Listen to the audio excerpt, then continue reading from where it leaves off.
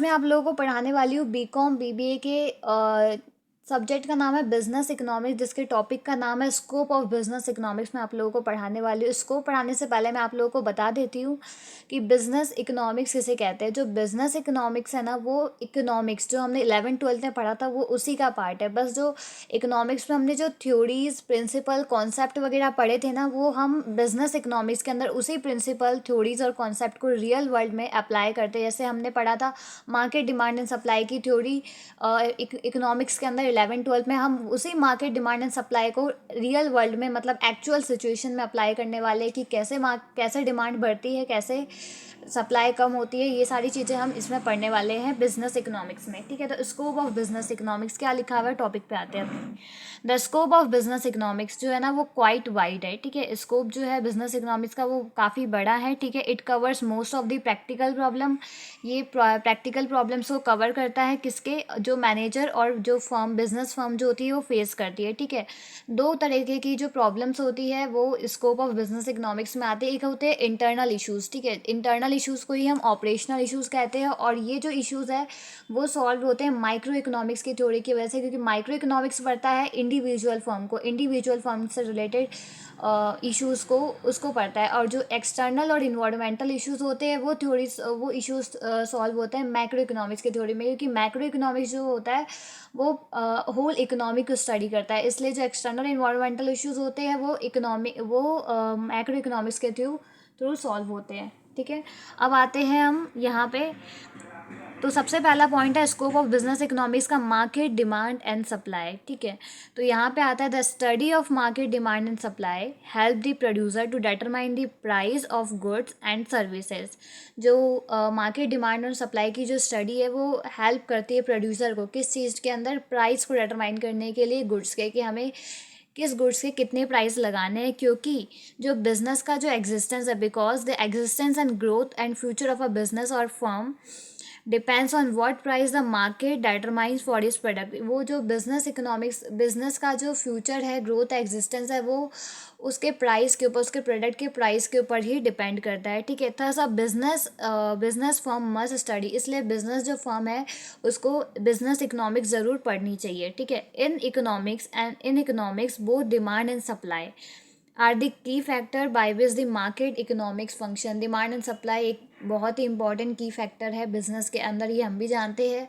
ठीक है, कैसे डिमांड कम होती है, सप्लाई ज़्यादा होती है, ये आपने 11th 12th में पढ़ी है इकोनॉमिक्स के अंदर। ठीक है, अब हम आते हैं नेक्स्ट टॉपिक के अंदर। नेक्स्ट आता है हमारे पास प्रोडक्शन एंड कॉस्ट एनालिसिस। ठीक है, तो यहाँ पे क्या लिखा हुआ है, production analysis helps to understand the process of production and to make optimum utilisation of available resources. Production analysis जो होता है वो प्रोड्यूसर को हेल्प करता है कि हम कैसे ऑप्टिमम यूटिलाइजेशन करें अवेलेबल रिसोर्सेज का, ताकि हमारी कॉस्ट भी कम आए और हम मैक्सिमम आउटपुट भी ले सके उससे। ठीक है, अब आता है cost analysis. Cost analysis helps the firm to identify various cost. ठीक है, and plan the budget accordingly. ठीक है, आइडेंटिफाई करना वेरियस कॉस्ट, जैसे वेरिएबल कॉस्ट हो गए, फिक्स कॉस्ट हो गए, जो हमने पढ़ा है कि जैसे लेबर लगाया, लेबर वगैरह तो वेरिएबल कॉस्ट हो गए, फिक्स कॉस्ट हो गया हमारी लैंड बिल्डिंग वगैरह हो गई। ठीक है, उसके अकॉर्डिंग हमें बजट प्लान करना चाहिए। Both production and cost analysis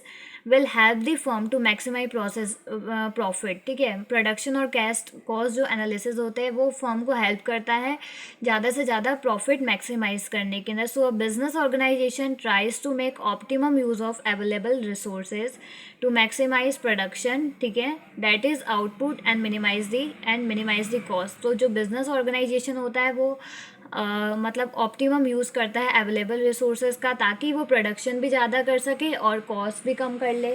ठीक है, अब नेक्स्ट आता है हमारे पास कॉस्ट और profit analysis. The cost function help the business firm किस चीज़ में, to decide the optimum utilisation of available resources. ठीक है, मतलब कि कॉस्ट जो फंक्शन होता है वो हेल्प करता है बिजनेस फर्म में कि क्या डिसाइड करने में, ऑप्टिमम यूटिलाइजेशन जो कि कम कॉस्ट में हो। ठीक है, ताकि वो ऑप्टिमम यूटिलाइज कर सके किसका, रिसोर्सेज का, ठीक है। Business economic use concept of opportunity cost का भी यूज़ करता है बिजनेस इकोनॉमिक्स, ठीक है। And absolute cost to determine economic profit, किस लिए, ताकि वो प्रॉफिट को डिटरमाइन कर सके, प्रॉफिट को जान सके, ठीक है। अब आता है market structure and pricing technique. Market structure के बारे में हमने पढ़ा था 11th-12th में, जैसे परफेक्ट कंपटीशन हो गया, मोनोपोली हो गया, ओलिगोपोली हो गया, और प्राइसिंग टेक्निक्स हमें पता ही है कौन कौन सी होती है।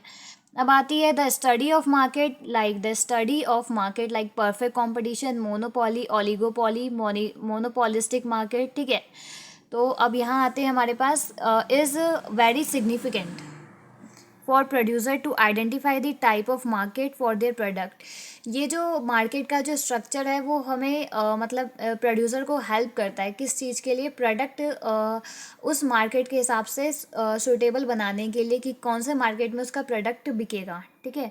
Knowledge of market and competition will help the producer और manager to make a better decision about the pricing of the product.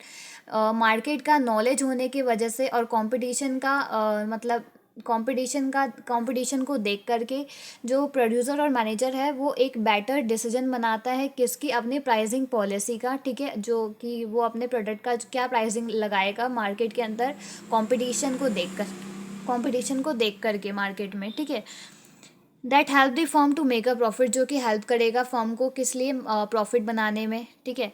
Inventory management और कैपिटल बजटिंग। इन्वेंट्री मैनेजमेंट में देखो क्या लिखा हुआ है, the theory of business economic will help the producer to reduce cost co-related with maintenance of inventory like raw material finish goods etcetera. वही है inventory management के अंदर भी कि हमें रॉ मटेरियल और फिनिश गुड्स वगैरह का कैसे मतलब इन्वेंट्री मतलब स्टॉक को कितना स्टॉक रखना है ऑप्टिमम यूटिलाइजेशन करने के लिए। आपको बार बार एक ही चीज़ को पूरे इकोनॉमिक्स के अंदर आपको ये दिखेगा, ऑप्टिमम